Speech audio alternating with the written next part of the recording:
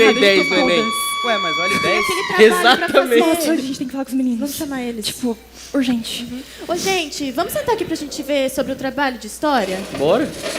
O tema é eventos que mudaram o mundo. Vocês pensaram em alguma coisa?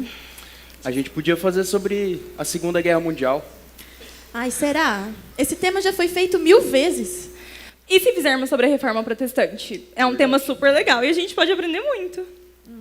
Será? O que tem de interessante nisso? Muito mais do que você imagina. A reforma protestante mudou completamente como as pessoas enxergavam a religião e a fé. Não só isso, mudou a política, a educação e a sociedade como um todo. Verdade. Mas a gente precisa de algo que prenda a atenção. E ser cristão é muito chato. A gente só faz as mesmas coisas, não tem emoção nenhuma. Como a gente vai chamar a atenção com esse tema? Eu concordo. Tanto é que só de começar a ler a Bíblia e orar já vem aquele sono, né? Então vocês estão me dizendo mesmo que ser cristão é chato, entediante, que não tem emoção nenhuma na vida de um cristão? Sim. Mas vocês conhecem a história de como a nossa fé suportou lutas e perseguições para que pudéssemos ter o acesso à palavra de Deus? Não foi sempre que tivemos acesso à Bíblia. Foram necessárias muitas lágrimas, sangue e atos de bravura para que a palavra de Deus pudesse chegar até nós. Posso contar para vocês um pouquinho de como foi a reforma protestante que aconteceu em 1517, no século XVI, na Alemanha. E como Deus usou um homem chamado Martinho Lutero para mudar a história? Pode ser. Tá, sei. mas a história começa um pouquinho antes. Depois que Jesus subiu aos céus e deixou o Espírito Santo, os apóstolos começaram a espalhar as boas notícias do Evangelho. E expandiu por toda Jerusalém, Samaria e até os confins da terra. Ué, como assim confins da terra? Significa que a mensagem de Jesus ultrapassou as barreiras aonde os judeus estavam chegando, sabe? Por todo o Império Romano e até fora dele. Ali, muitos dos nossos irmãos foram perseguidos e mortos por imperadores tiranos como Nero, que crucificava e queimava vivos os cristãos. Que os cristãos eram mortos por causa da sua fé naquela época, eu sei. Mas isso naquela época. Isso acontece mais hoje em dia, né? Não só morriam, como morrem até hoje, Rafa. Até hoje, alguns cristãos ainda são perseguidos e mortos simplesmente por serem cristãos. Nossa. Mas na época do Império Romano, no Coliseu, os cristãos eram levados para serem mortos na mão de gladiadores, enrolados em peles de animais, levados para serem pisoteados por touros, devorados por leões famintos. Eles perdiam as suas vidas porque se recusavam a negar a sua fé e sabiam que Jesus era o Senhor. Mas mesmo passando por todas essas dificuldades, eles não negavam? Não, eles eram homens corajosos. Alguns, inclusive, morriam cantando. Eles Uau. não negavam porque sabiam que o imperador não era o Senhor deles, e sim Jesus. Muitos cristãos da época tinham uma convicção de eternidade e não ficavam presos às coisas da terra. Verdade. Ué, e todos eles morreram? Claro que não, né, Rafa? Se todos tivessem morrido, nós não estaríamos aqui e não seríamos cristãos. Parece que alguém já não está achando ser cristão mais tão chato assim. Enfim, me deixem continuar a história. A perseguição foi se tornando cada vez mais e mais terrível, até que no ano de 313, o imperador chamado Constantino criou algumas regras que permitiam o culto público dentro do império, facilitando assim as coisas para os cristãos. Que bom! Então os cristãos estão livres. Agora vi vantagem. Mais ou menos, né? Porque, por um lado, os cristãos deixaram de ser perseguidos e mortos. E isso é de fato muito bom. Pelo outro, as pessoas começaram a se tornar cristãs apenas por conveniência, perdendo a essência do cristianismo, que é o amor por Jesus.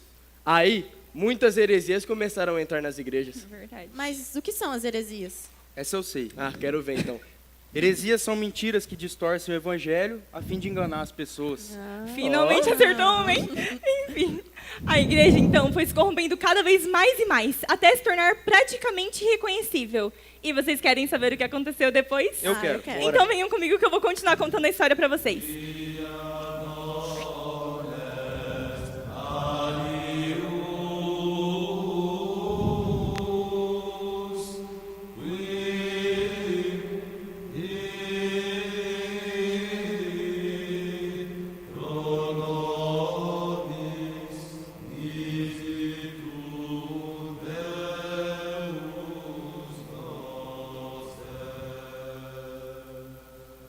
Venham, venham, adquiram as miniaturas da Rainha dos Céus, assinadas pelo Santo Papa, que está a rogar por todos os pecadores dessa terra, venham.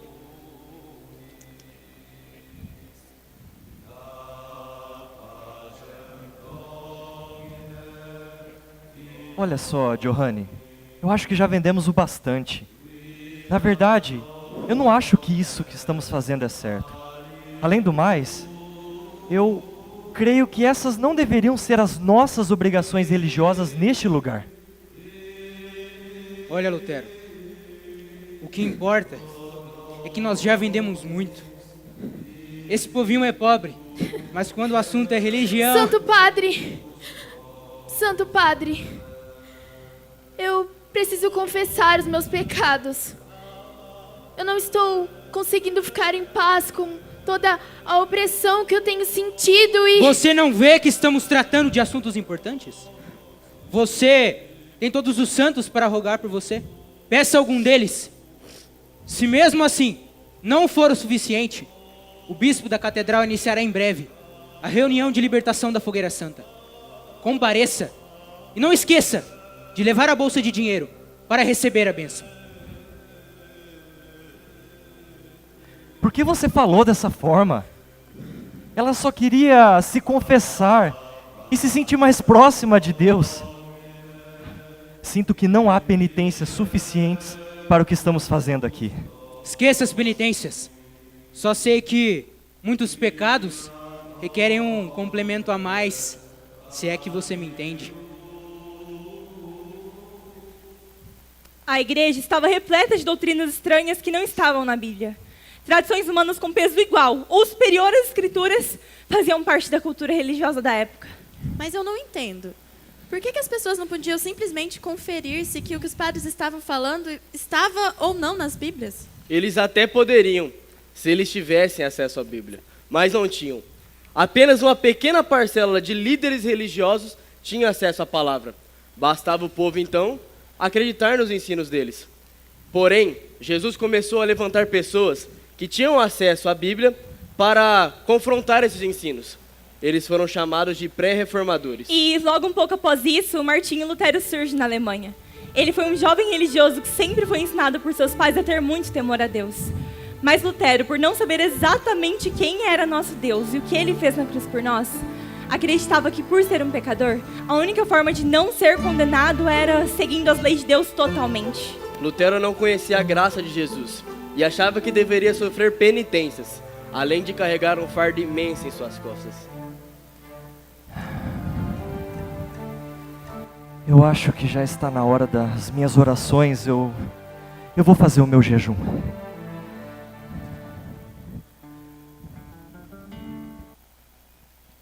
Senhoras, depois...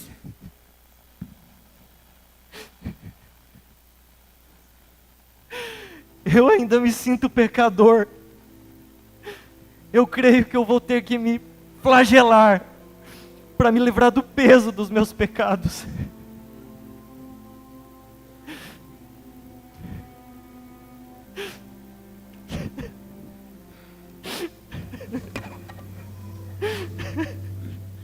Eu não entendo. Por que ele estava se flagelando? Lutero não conhecia a graça salvadora de Jesus, que derramou o seu sangue para perdoar todos os nossos pecados. Mas tudo mudou quando Lutero teve acesso à palavra e conheceu a verdade sobre a salvação, que o justo deveria viver pela graça mediante a fé.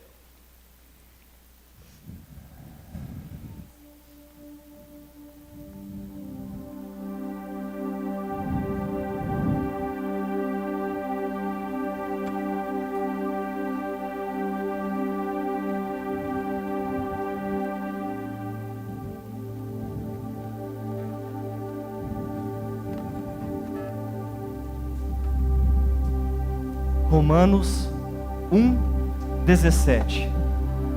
Porque no Evangelho é revelada a justiça de Deus, uma justiça que do princípio ao fim é pela fé. Como está escrito, o justo viverá pela fé.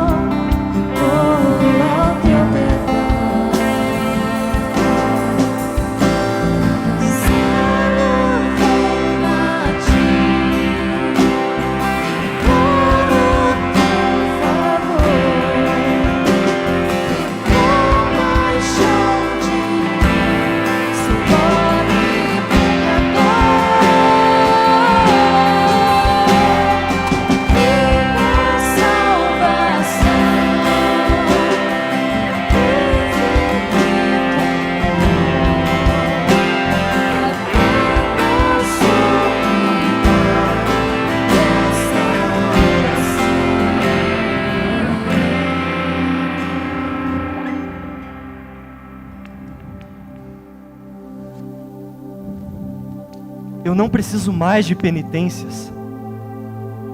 Eu tenho livre acesso ao perdão de Deus, mediante a fé na obra de Cristo Jesus na cruz. Agora sim, me sinto livre.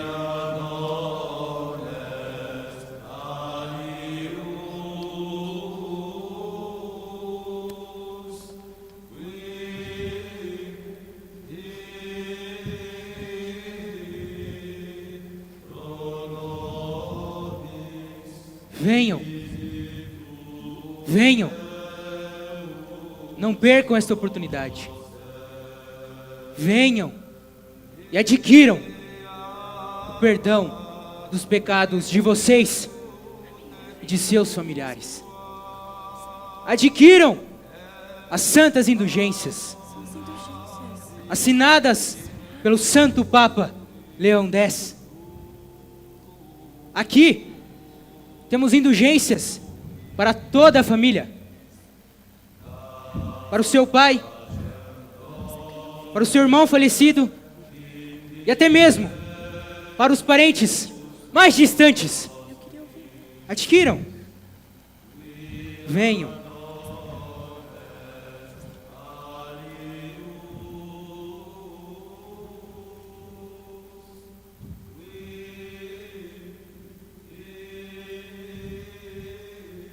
Johanne, isso está errado. Nós dois sabemos que o justo viverá pela fé e não pela compra de indulgências. E essa história de relíquias sagradas, então? Isso é terrível. Sagrado é o sangue que foi derramado na cruz. E tem mais. Se o povo pudesse ter acesso às Escrituras, saberiam como é ampla a interpretação da igreja. Isso é intolerável. As Escrituras são complexas até mesmo para um sacerdote mediano. Imagina para homens comuns.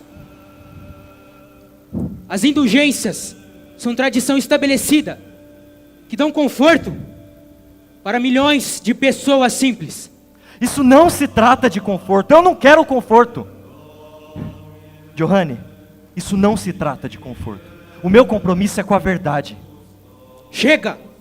Não quero mais discutir sobre isso. Você terá que dar respostas ao rei e ao papa. Eu preciso fazer alguma coisa.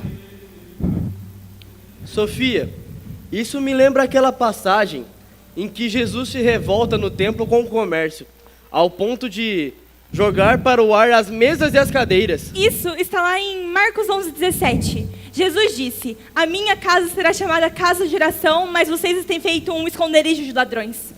A atitude de Lutero, entretanto, mudaria radicalmente o destino da igreja, quando em 31 de outubro de 1517 acontece o grande marco da Reforma Protestante.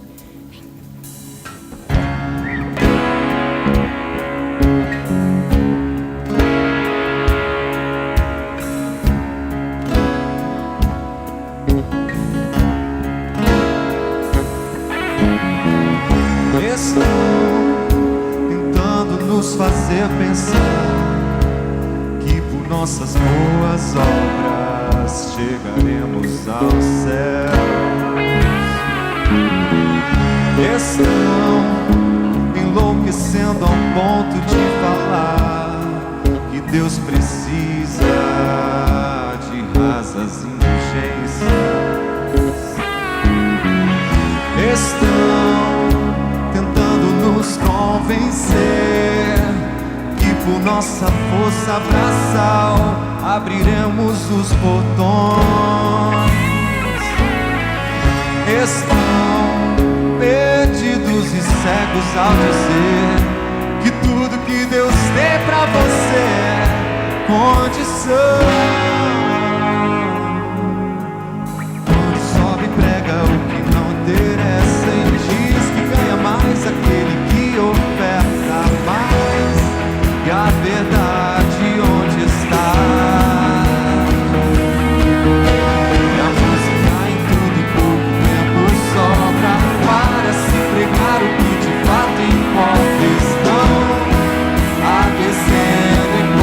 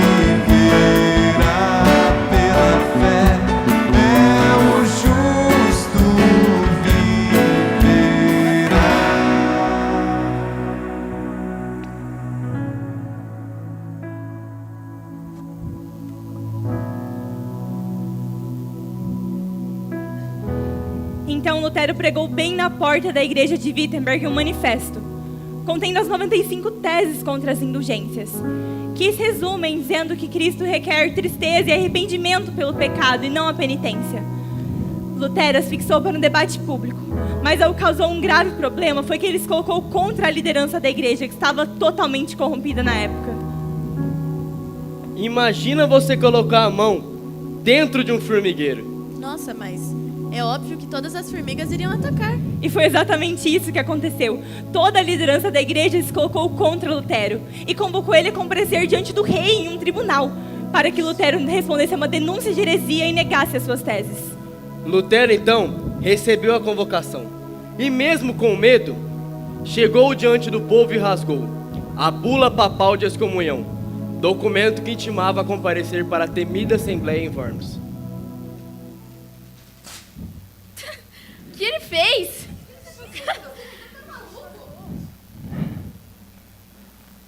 Quando eu rasguei a bula papal de excomunhão, eu estava tremendo e orando. Mas agora, estou contente de ter feito este ato enérgico. Vou a Roma, sim, com a verdade de Cristo comigo. Não vá, Lutero. Você vai ser preso. Não vá. Ainda que haja em Worms tantos demônios quanto as telhas dos telhados, confiando em Cristo, ali eu entrarei. Lutero caminha para a cidade de Worms e, avistando as torres da cidade, começa a cantar o hino do Castelo Forte, que ele mesmo compôs. Um dos mais importantes hinos do cristianismo e símbolo da reforma protestante.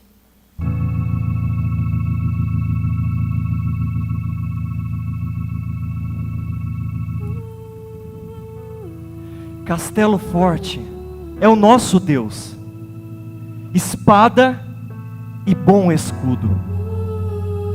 Com seu poder defende os seus em todo transe agudo. Com fúria pertinaz persegue Satanás. Com ânimo cruel, muito forte é o Deus fiel. Igual não há na terra. Castelo forte é o nosso Deus, espada e bom escudo.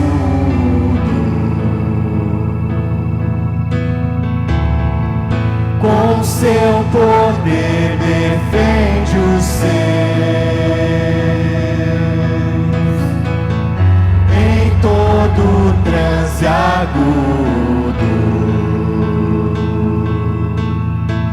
Com fúria pertinaz persegue Satanás. Com ânimo cruel, muito forte é o Deus fiel. Igual não há na terra.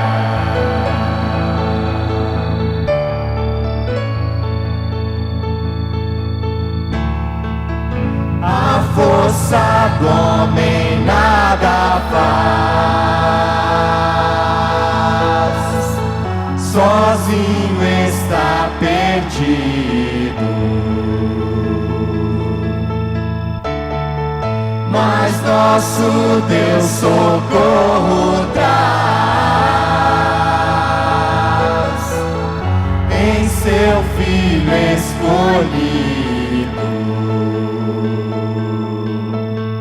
Sabeis quem é Jesus, o que venceu da cruz, Senhor dos altos céus, e sendo o próprio Deus, triunfa na batalha.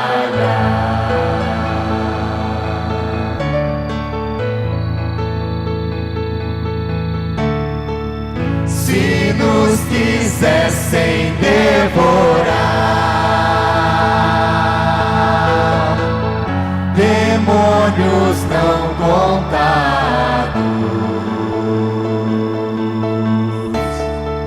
não nos iriam derrotar.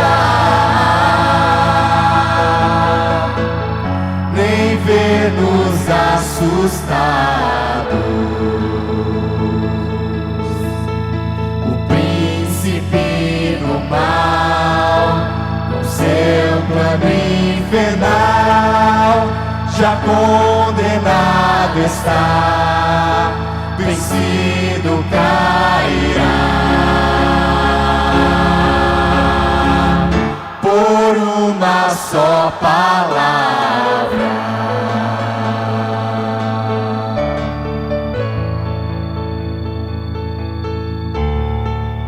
De Deus o verbo ficará. Sabemos com certeza. E nada nos assustará. Com Cristo por defesa. Se temos de perder família, bens, prazer, se tudo se acabar e a morte enfim chegar, com Ele reinaremos.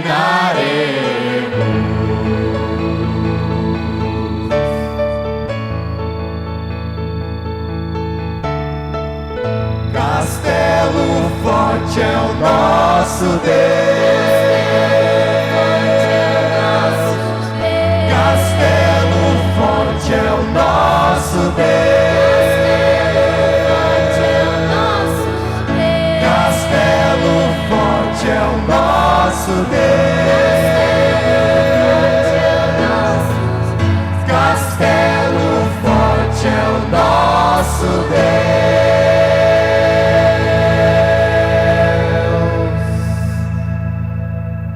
Nossa, gente, que hino lindo, né? Verdade. Não sabia que tinha sido escrito por Lutero nesse momento. Pois é, Rafa. Lutero chegou à cidade de Worms extremamente debilitado, tanto que até precisou de atendimento médico. Mas isso não impediu ele. Ele passou a noite inteira orando, pois sabia que o futuro do cristianismo dependia daquilo. Quando finalmente chegou o temido dia do julgamento.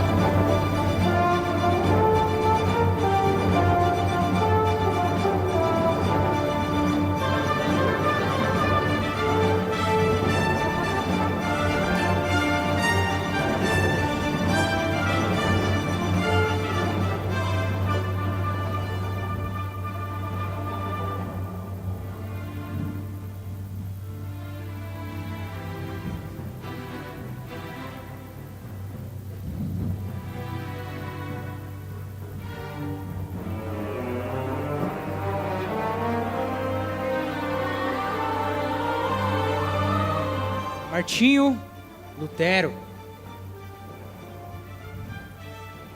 você tem sido acusado de espalhar heresias sobre a Santa Igreja Católica, sobre a autoridade do Santíssimo Papa e de Nossa Majestade.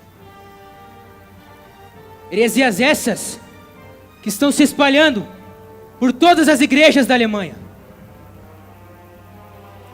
Nós queremos saber de você, se você irá se retratar e negar os teus escritos contra a igreja, ou está disposto a ser excomungado pelos teus atos de rebeldia. Veja, Silêncio! Lutero, você irá negar ou não?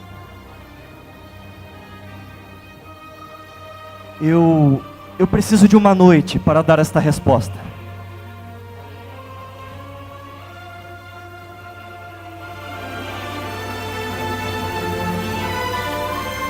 Lutero, você terá essa noite para pensar na resposta. Mas amanhã, todos estão convocados aqui novamente.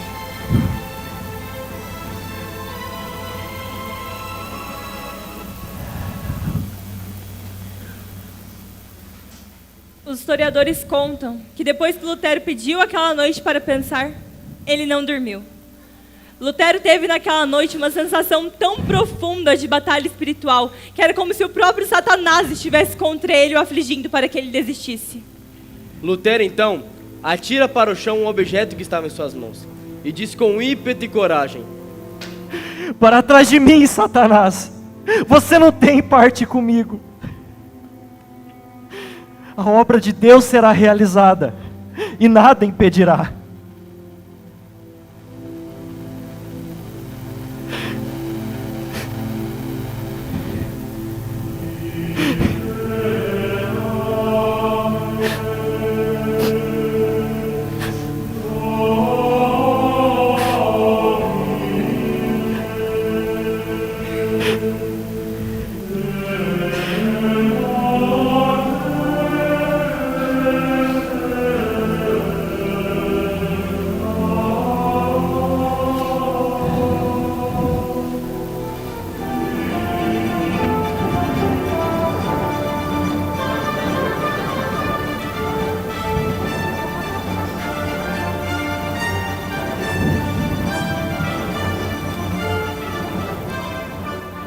Lutero, nós já demos a você tempo bastante.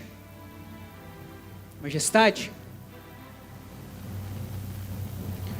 Lutero, você nega os seus escritos e se retrata contra tudo que você disse, contra a igreja e sobre as indulgências? A menos que vocês me convençam pelas escrituras que eu estou errado, eu não posso me retratar. É errado agir contra a própria consciência, e a minha consciência está cativa à palavra de Deus. E tem mais. Se eu tivesse 1000 cabeças, eu preferiria que todas elas fossem decepadas antes de eu me retratar. E que Deus me ajude. Sendo assim, leve esse insolente daqui.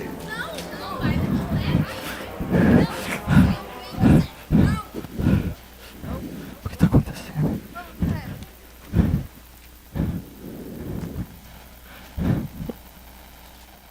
Então Lutero é sequestrado. o quê? Como assim? Mas calma, ele é sequestrado pelos seus próprios amigos, que fizeram isso para impedir ele de ser preso e morto pela Igreja Católica. Nossa. Nossa, que história emocionante. Aposto que agora Lutero reuniu um exército para lutar contra a igreja. E você acha mesmo que isso é a atitude de um cristão, Rafa? Pelo contrário, Lutero usou o tempo que tinha disponível para traduzir a Do Bíblia. latim para o alemão. Então distribui-lo ao povo. Conhecereis a verdade vos libertará. É assim que nosso Senhor nos ensinou. Então eles, conhecendo a verdade e sendo libertos por elas, mesmo com tantas lutas e perseguições na época. Nossa, é uma história incrível. Verdade, eu não esperava que fosse ser tão interessante assim. Nem eu. Esses são os fundamentos da Reforma Protestante, que Lutero e os reformadores defendiam com suas vidas. Uma igreja reformada e sempre reformando. Assim devemos ser. Os 5 solas da Reforma Protestante sintetizam os principais pensamentos dos reformadores. Os solas são os principais pontos de oposição da Igreja Reformada contra a Igreja Católica Apostólica Romana. O termo sola significa somente em latim. Em português. Sola Scriptura. Somente as Escrituras. Sola Fide. Somente a fé. Solus Christus. Somente Cristo. Sola Gratia. Somente a graça. Soli Deo Glória. Deus é o único que merece toda a honra, toda a glória e toda a adoração.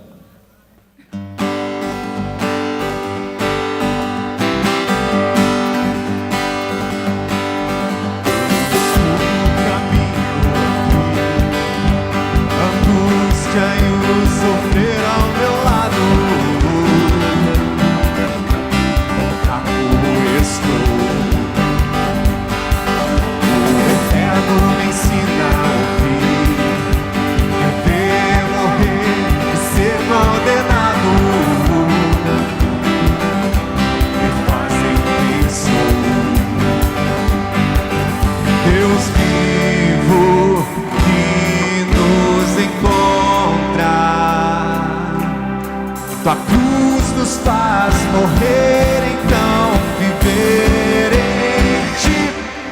Cantar nosso Deus é grande, conhecer tua graça abundante, na tua mesa o banquete do amor, que transborda em cuidador, nos chamou para a liberdade, nele está toda a verdade, sempre em frente o amor, que transforma e dá sentido a toda dor.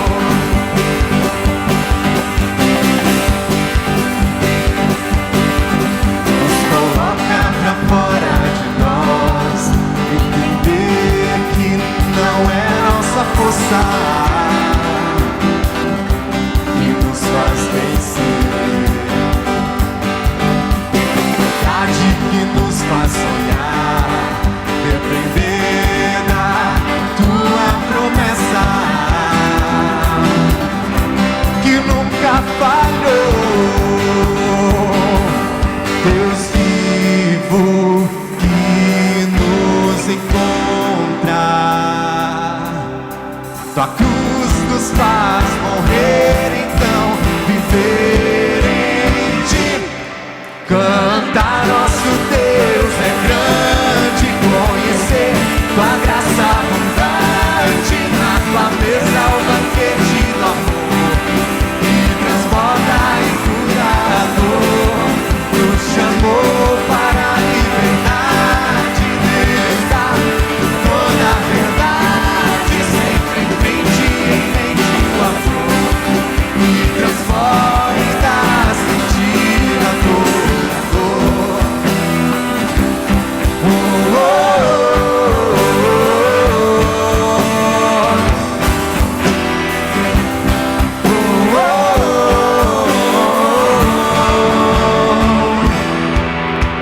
aquele que é fiel, glorioso,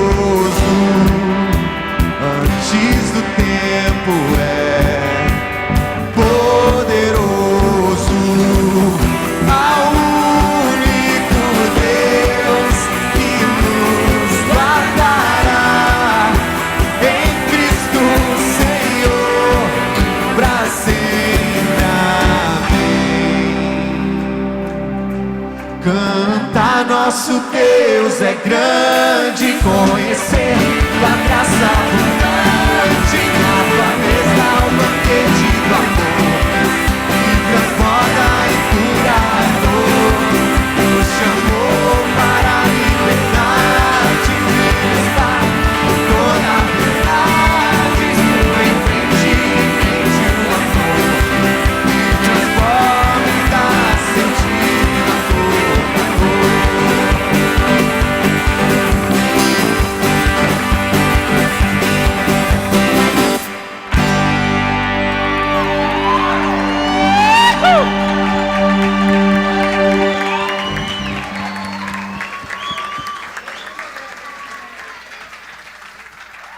O que é que precisa ficar muito claro para nós? Que nós não idolatramos homem algum. Nós não temos Lutero como um homem maior ou menor do que os outros. Nós temos a Lutero, João Calvino e todos aqueles que Deus levantou ao longo da história como homens pecadores como eu e você, mas que foram usados por Deus para que a verdade fosse anunciada e para que o próprio Deus recebesse toda a glória.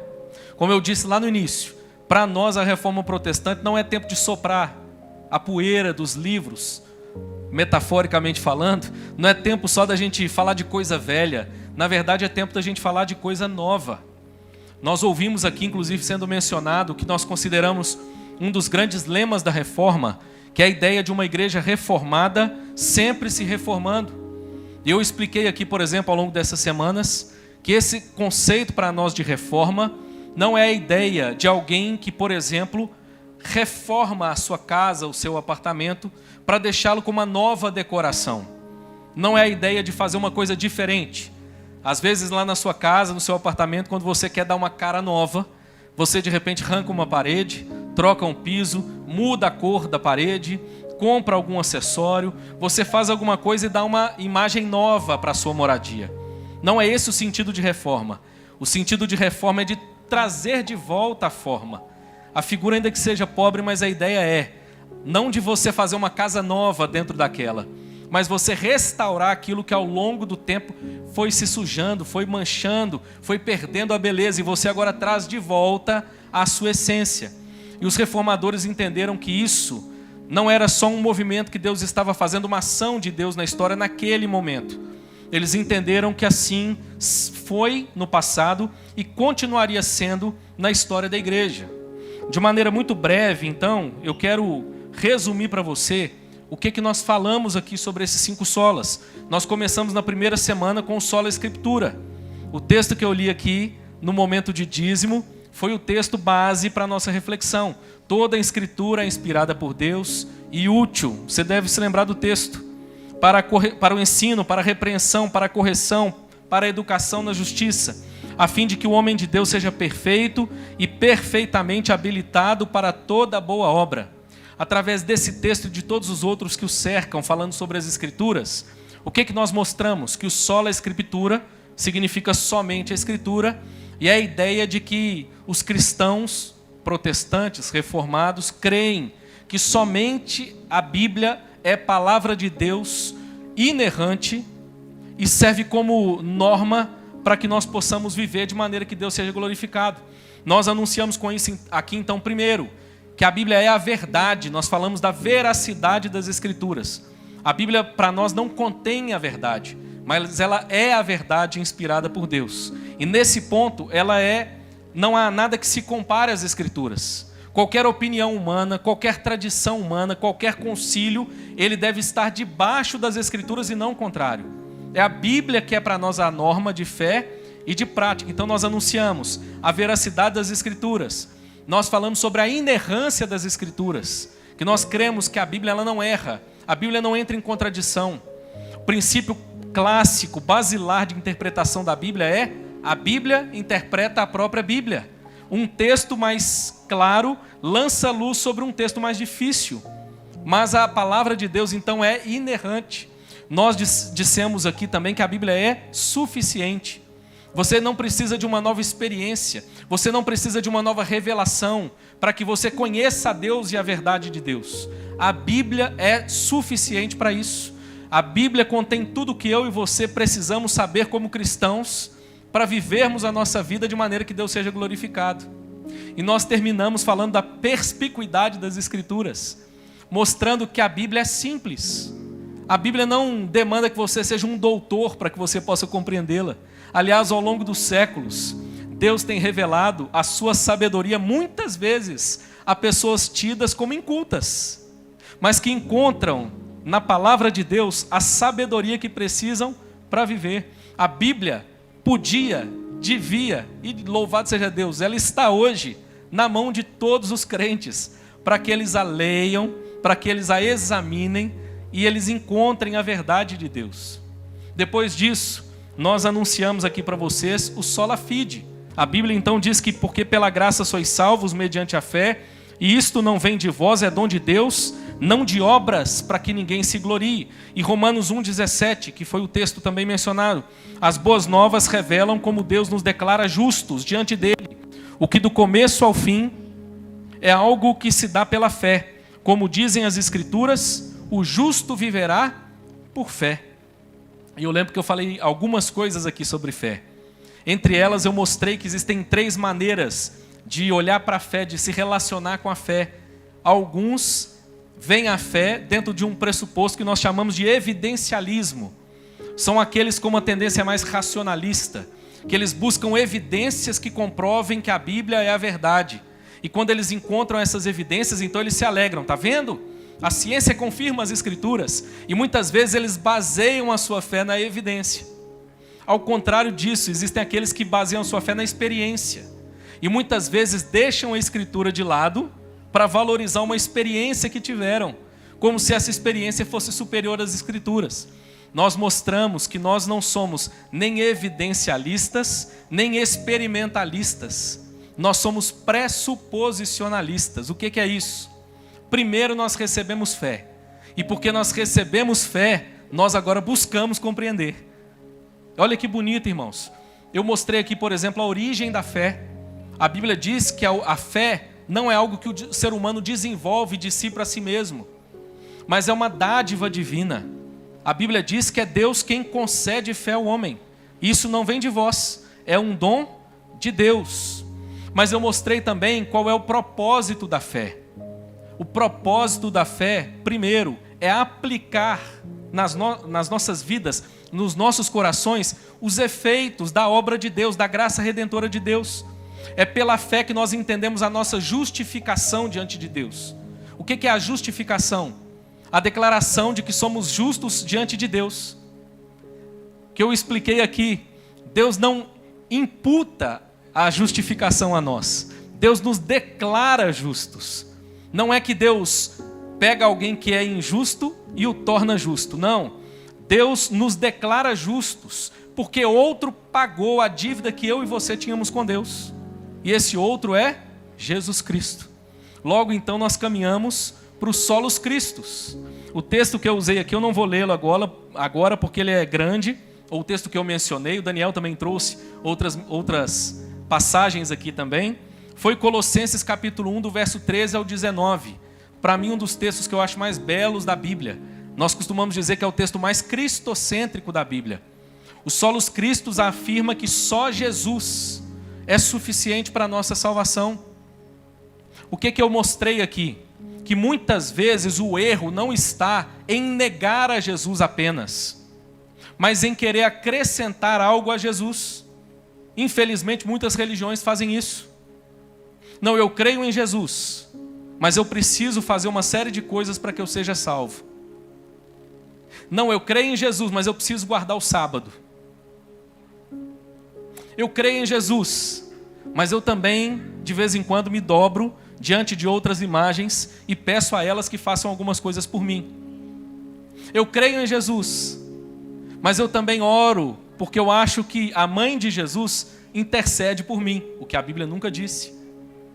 Aliás, nós costumamos dizer que nós protestantes, na minha opinião, irmãos, temos uma reverência maior do que os católicos por Maria, porque nós fazemos o que Maria pediu. Está lá em João 2. O pedido de Maria não é façam a minha vontade. O pedido de Maria é fazei tudo o que ele vos disser. Maria apontou para Cristo. Costumo dizer que nós temos um apreço pelo nascimento virginal de Cristo maior do que os católicos.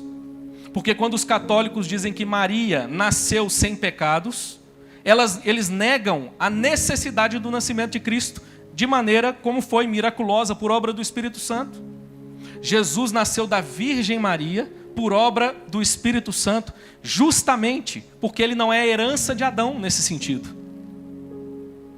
E nós então afirmamos que somente Cristo é suficiente para nós. Nós afirmamos que Cristo é singular para nós, não há outro seu igual. E nós afirmamos que Cristo é supremo. Eu resumi dizendo o seguinte: a singularidade de Cristo significa que ele é o único nome pelo qual podemos ser salvos. A suficiência de Cristo significa que ele oferece tudo o que nós precisamos para a nossa salvação. E a supremacia de Cristo significa que o seu nome está acima de todo nome. Ele é o único nome pelo qual importa que sejamos salvos. Cristo e nada mais, irmãos. É tão impactante essa verdade que eu não sei se você sabia, mas ela influenciou inclusive o conceito que nós temos de democracia nos nossos dias. João Calvino, por exemplo, esse teólogo da Reforma pouco depois de Lutero, disse certa vez o seguinte: nenhum homem deve ter poder absoluto. Mas foi de onde que Calvino tirou isso? Do entendimento de que o único que tem poder absoluto é Jesus Cristo, como diz Colossenses capítulo 1. A Bíblia diz que nele tudo subsiste, logo, nenhum homem deve ter poder absoluto, e com isso nascem conceitos como a democracia que nós temos hoje. Nós então ouvimos essa verdade preciosa. Me desculpe, mas nós reformados protestantes, nós ficamos com Cristo. O que passar de Cristo para nós é anátema. Para nós Cristo é suficiente. Depois, nós anunciamos então a graça de Deus. Nós mostramos, Efésios capítulo 1, verso 7, que a salvação é uma obra da graça de Deus e não do esforço humano, não do mérito humano, não das obras humanas. Ainda lá em Efésios, por exemplo, capítulo 1, verso 7, diz assim: no qual temos a redenção em Cristo, pelo seu sangue, a remissão dos pecados, segundo a riqueza da sua graça. Irmãos, que libertador saber que nós não precisamos fazer nada para que nós sejamos salvos.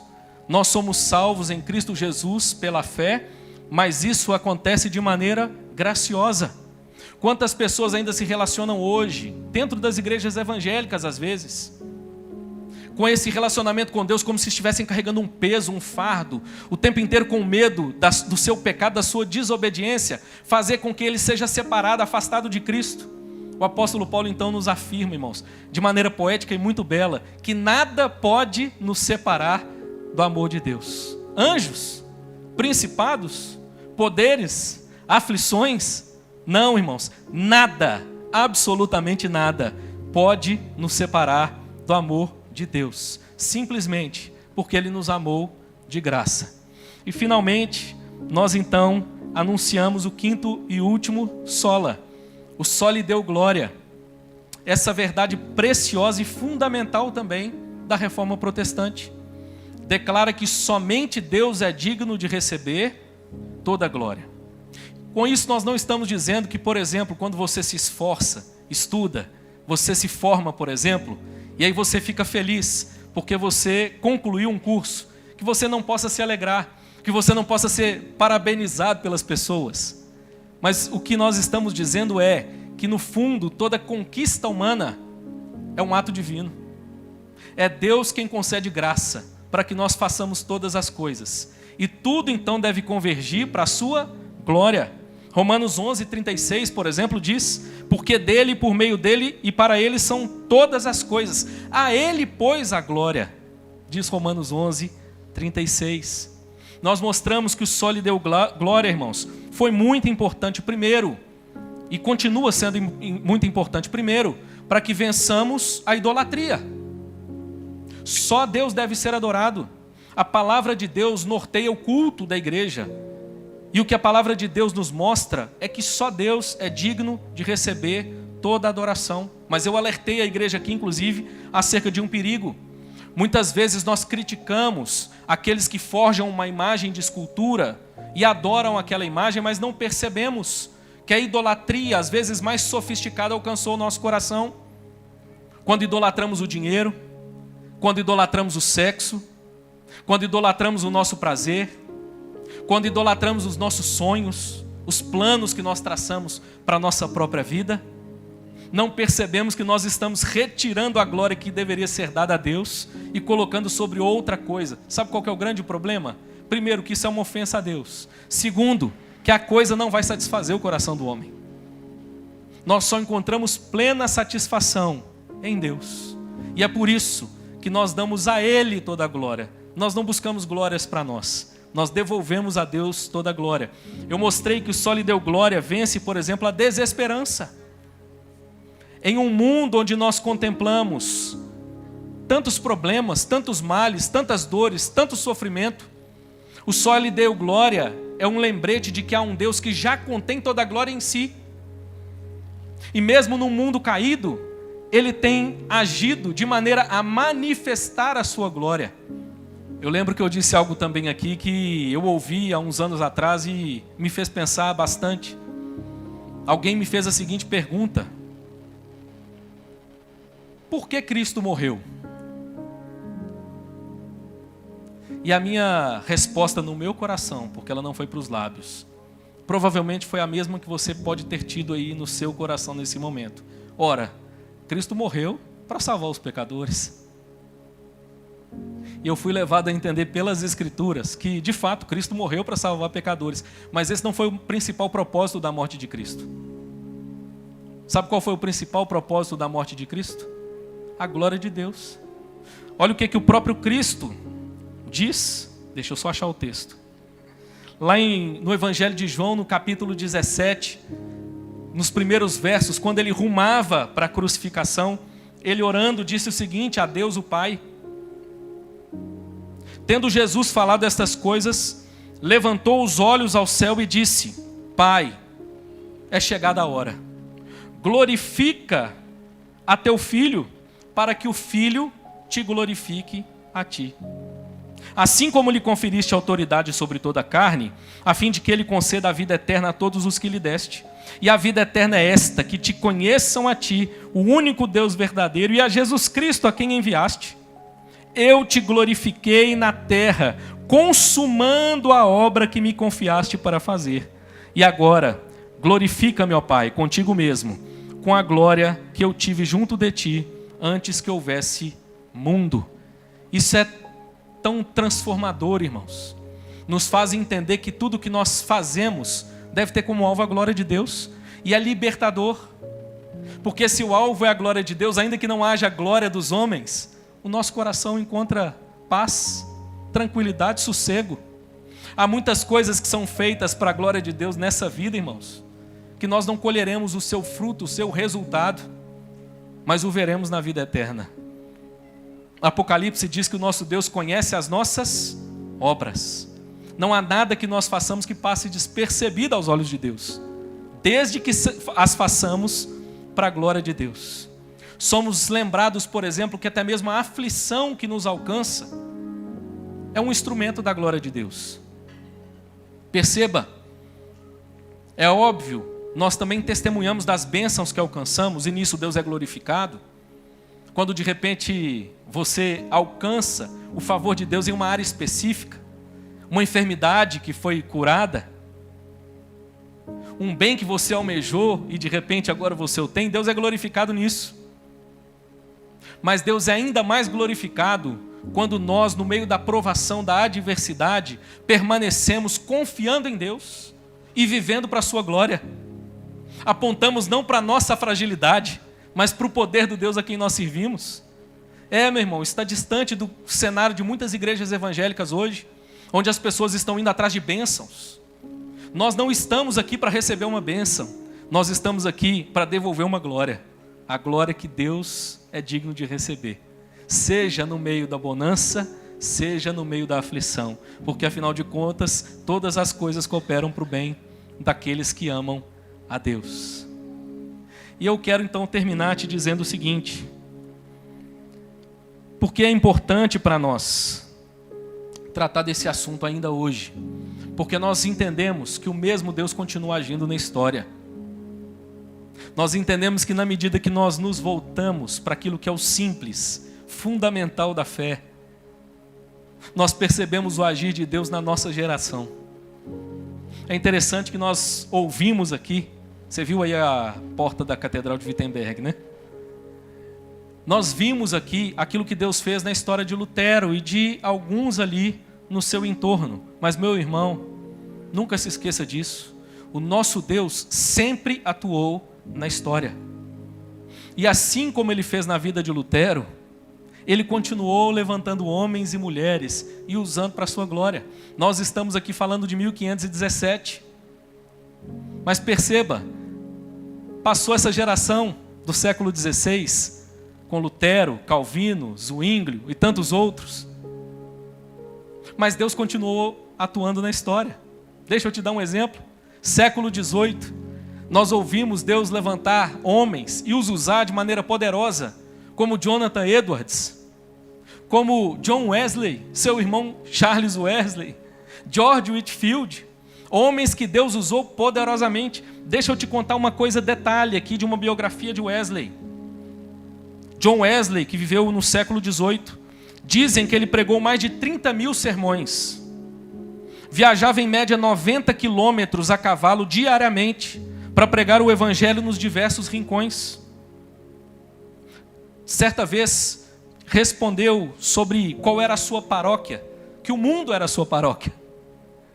Ele era um homem chamado por Deus para anunciar o evangelho até os confins da terra. Que bonito, irmãos. Como a missão da igreja, do discipulado da igreja, foi resgatada através da vida desses homens. Deus agiu na vida de John Wesley. John Wesley escreveu, e ele, seu irmão, na verdade, escreveu uma pá, irmãos, centenas de hinos. Foram um instrumento de Deus para que muitas outras vidas fossem alcançadas. Mas guarde isso, o nosso Deus não parou na geração de John Wesley, de Jonathan Edwards. Ele continuou agindo. Há uma história, inclusive, que você talvez já tenha escutado. Eu vou correr o risco de ser repetitivo para você, porque eu imagino que muitos, talvez outros, não tenham escutado. Mas há uma história, inclusive, que liga John Wesley com uma nova geração perto de nós. Um homem chamado Billy Graham. Você já ouviu falar em Billy Graham? Não sei se você sabia dessa história, e eu quero terminar com ela. Edwin Orr, professor da faculdade de... Não vou falar o nome, porque aqui eu me vendi no inglês. Levou alguns de seus alunos numa rápida viagem à Inglaterra em 1940. Eles visitaram a antiga reitoria de Epworth, onde residia a família de John Wesley, famoso teólogo anglicano e fundador do metodismo. Ao lado da cama de John Wesley, via-se 2 pequenos círculos, onde o tapete estava bem desgastado, marcas que seus joelhos deixaram após tanto orar pela renovação espiritual da Inglaterra. Lutero, Calvino, John Wesley ficaram conhecidos como homens que oravam às vezes por horas. Ao embarcar no ônibus para deixar o local, o professor notou que faltava um aluno. Voltou, subiu as escadas e encontrou o aluno ajoelhado sobre as marcas, orando. Faz de novo, Senhor. Faz de novo, Senhor. O professor pôs as mãos sobre o ombro do rapaz e disse: vamos, Billy Graham, temos de ir embora. Há uma história, irmãos, ligando a geração de John Wesley a uma geração muito próxima de nós. E por que eu estou dizendo isso, irmãos? Para exaltar esses homens? Não. Para que agora, ao final do nosso culto, você entenda essa verdade. Nós não servimos e adoramos a Lutero, a Calvino, a John Wesley, a Billy Graham. Nós servimos e adoramos a um Deus poderosíssimo, verdadeiro, que continua agindo na nossa geração, através da vida de homens e mulheres que Ele mesmo escolheu para derramar sobre eles a sua graça e usá-los de maneira poderosa.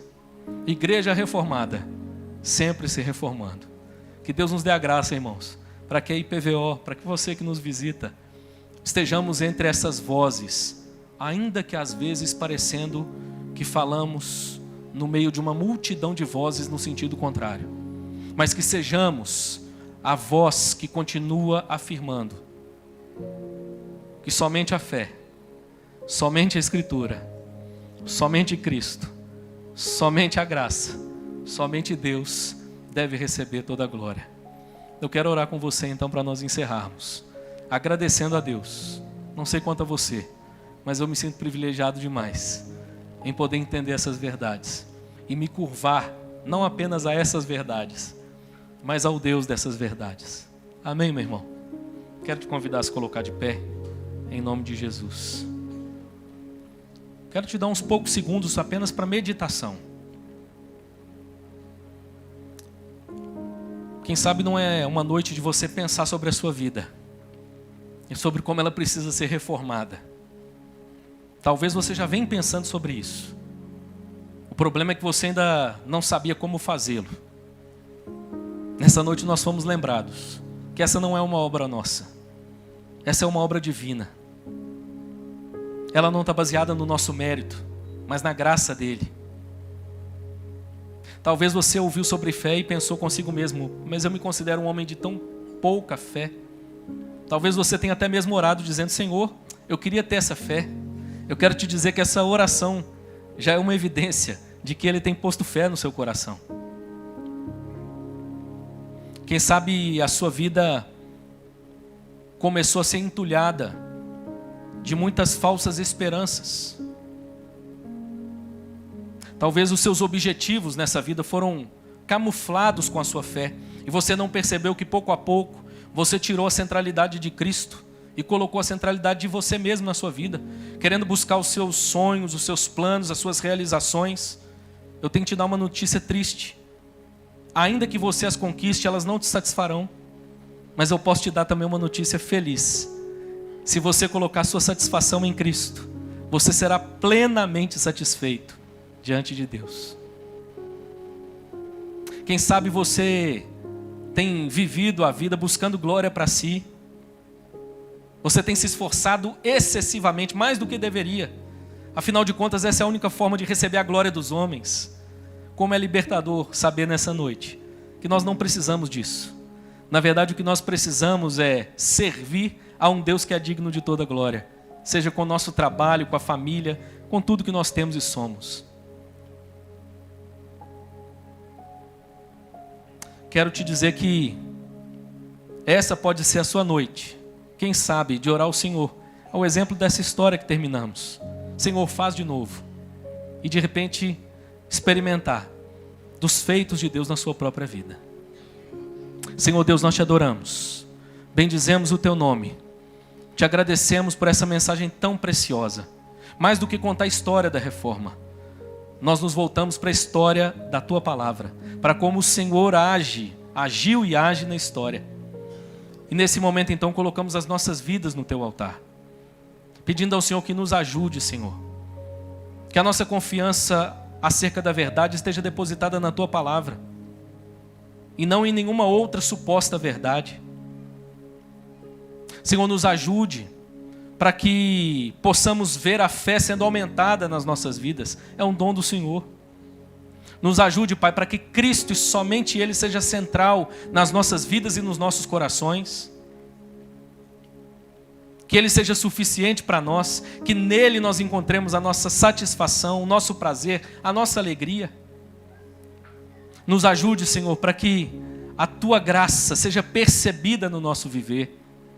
Livra-nos da canseira de uma vida que busca mérito a todo tempo, mas nos dá a graça de experimentarmos desse favor maravilhoso da parte do Senhor, de nos deleitarmos nesse favor, de descansarmos o nosso coração e a nossa alma nesse favor. Nos ajude, Senhor, para que possamos devolver ao Senhor toda a glória. Livra-nos de buscarmos uma versão barateada de glória e honra diante dos homens, mas que o nosso viver aponte para o Senhor. E como ouvimos nessa noite, por que não dizer, a nossa oração, Pai, é para que o Senhor faça de novo, que o Senhor continue levantando homens e mulheres, e que esses homens e mulheres sejamos também nós, a anunciar a verdade da Tua palavra na nossa geração. Usa-nos para a Tua glória. É o que nós te pedimos e oramos em nome de Jesus. Amém.